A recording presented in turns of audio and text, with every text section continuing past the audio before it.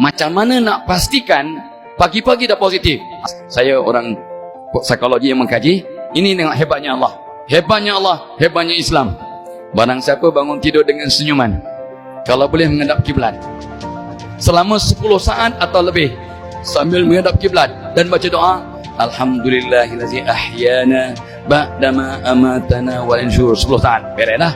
Bacalah doa yang Nabi ajar. Allahumma inni as'aluka ilman nafi'ah wa rizqan thayyibah wa amalan mutaqabbalah. Dah 20 saat. Bacalah doa yang ulama ajar, membuka pintu-pintu kehebatan, termasuk pintu kasih sayang dan kebahagiaan tadi.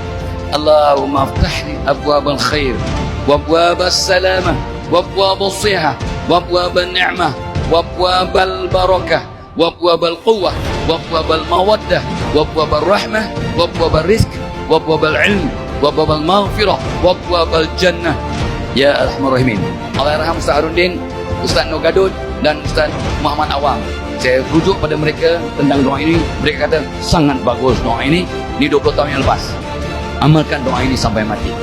Dan saya pun amalkan sejak 20 tahun yang lalu. Doa pembuka 12 pintu. Dan jangan lupa doa membuang sifat-sifat negatif yang Nabi ajar para sahabat. Ya Allahumma inni a'udzubika minal hammi wal hazan wa a'udzubika minal ajzi wal kasal wa a'udzubika minal jubni wal bukh wa a'udzubika min ghalabatid dani wa qahril rijal. Ya Allah, kan aku dari keluh kesah dan duka cita, dan aku daripada lemah dan malas, dan kan aku dari takut dan bakhil, dan kan aku daripada beban hutang, hutang wang ringgit, hutang kasih sayang, hutang puasa, hutang Ramadan, hutang budi, dan hindarkan aku dari gangguan manusia, walaupun surat tersirat gangguan laki-laki dan perempuan. InsyaAllah bahagia. Kenapa kita tak bahagia? Pertama, hati tak betul. Kedua, fikir tak betul. Ketiga, amal tak betul. Mudah-mudahan dapat memberi manfaat. Dan yang penting, let's change. Jom kita berubah. Takut-takut malam esok kita tak ada lagi. Wallahu a'lam.